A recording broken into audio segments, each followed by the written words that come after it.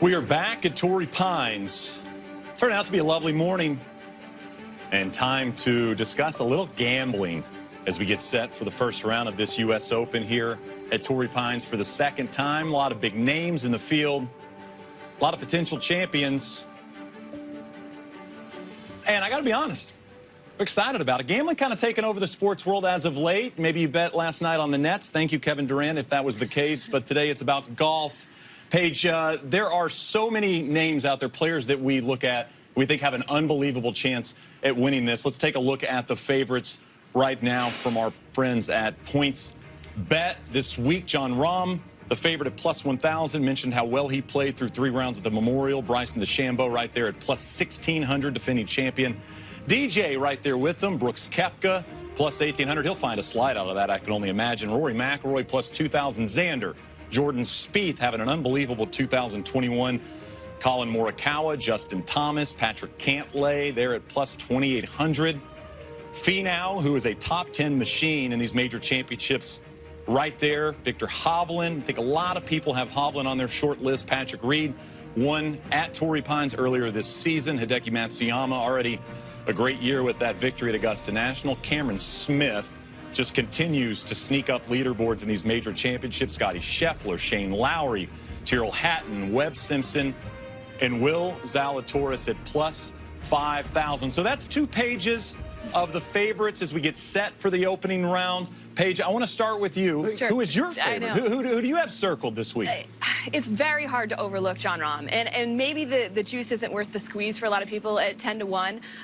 But Jon Rahm, it's hard to ignore his record here at Torrey Pines, considering his record at Farmers Insurance Open, the win in 2017, as well as 4 out of 5 of the starts at top 10 finishes. So I've got Jon Rahm, but also Patrick Reed at 33-1 or 3,300.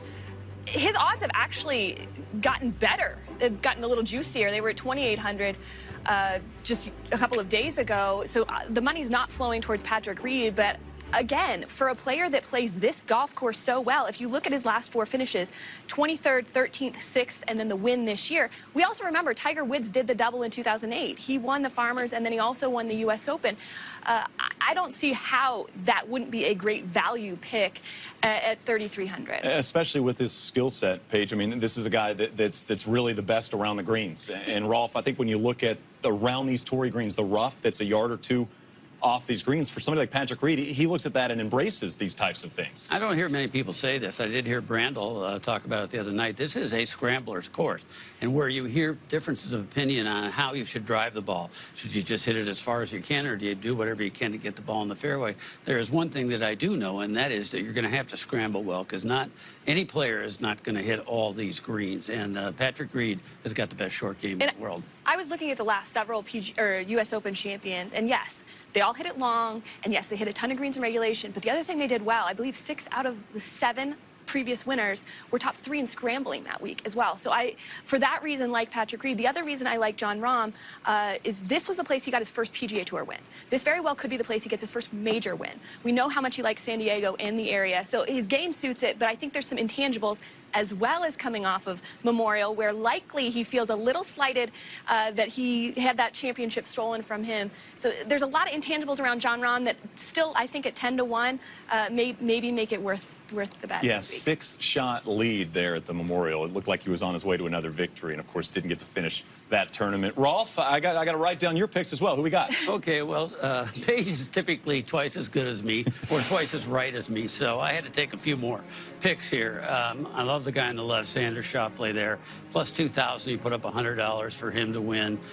He's played in 4 U.S. Opens. He's been in the top 6 in all of them. Unbelievable. Hasn't won yet, but boy, he is the prototype player for the U.S. Open. San Diego kid feels really good here. I do like Colin Moricawa. Had a total attitude adjustment this week.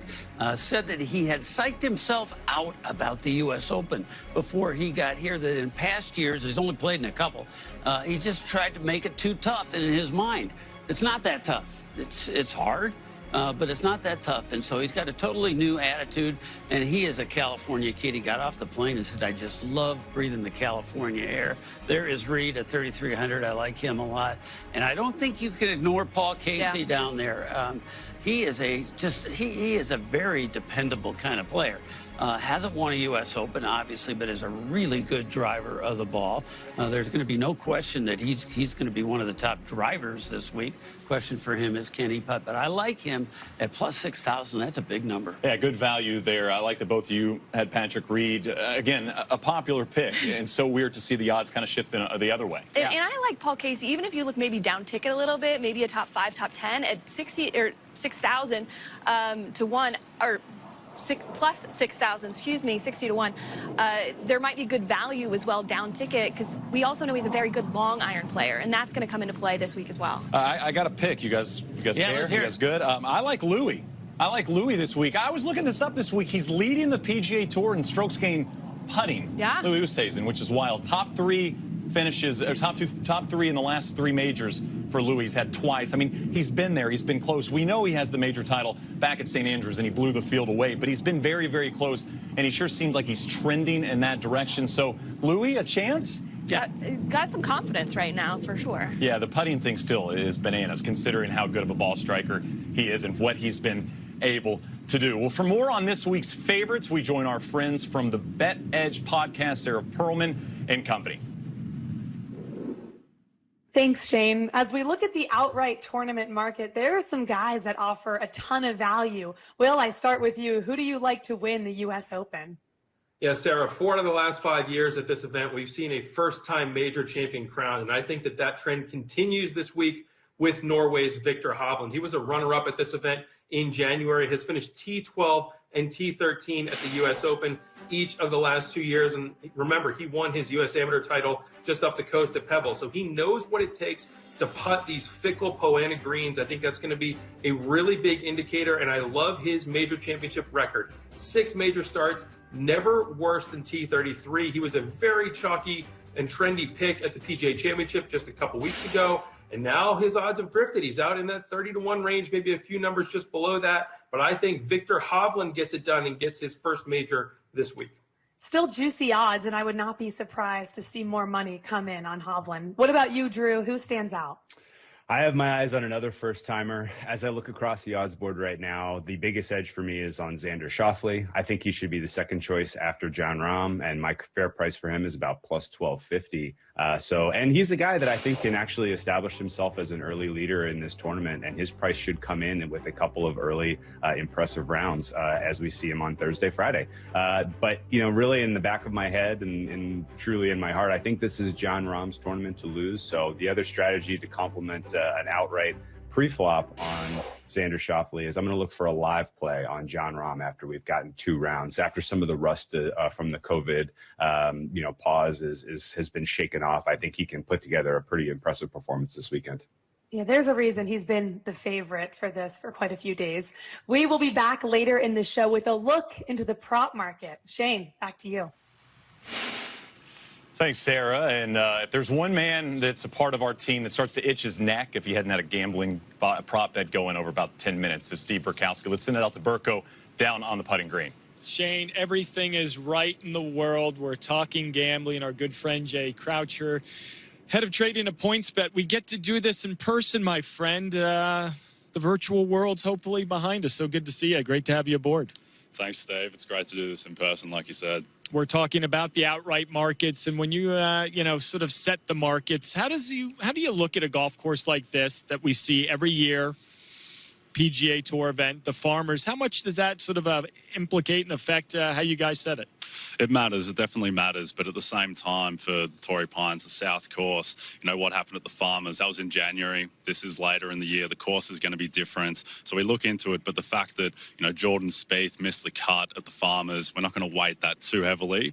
It weighs somewhat. But, someone like Patrick Reed winning the tournament, that will help his odds. And so that's why I like Paige and Mark's picks. But at the same time, it's going to be the same guys who are favoured at the top. And we're looking at course fit more than we're looking at course history. Well, that leads me into my next question. Where do you sort of stand with course form versus major championship form versus recent form? There's sort of a lot of levels you can delve into when you set it.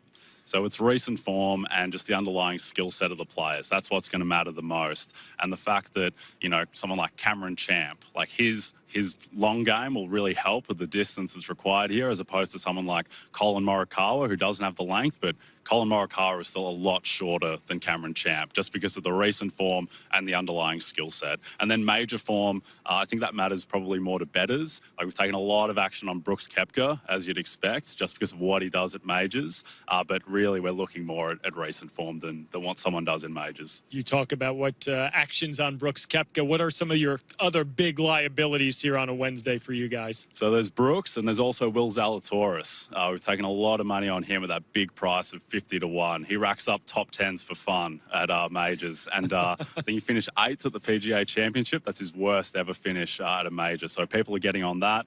And then also, speaking of top 10s, top 10 Tony Finau. A lot of sharp action on Tony Finau at plus 2,800. So we've got a bit of a liability on him too.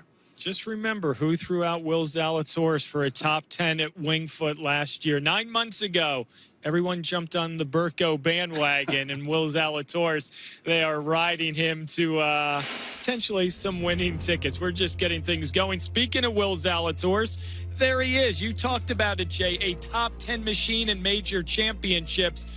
He's one of the world's best. Might this be his breakthrough week here at Torrey Pines? We'll find out.